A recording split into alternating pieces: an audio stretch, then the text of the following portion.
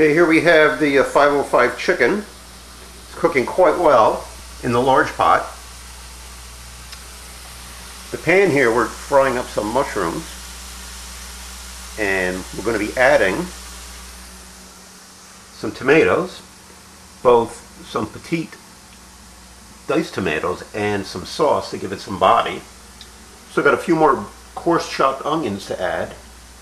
And let's not always forget, you've got to have plenty of lard if you want to cook this meal. And we have plenty of garlic.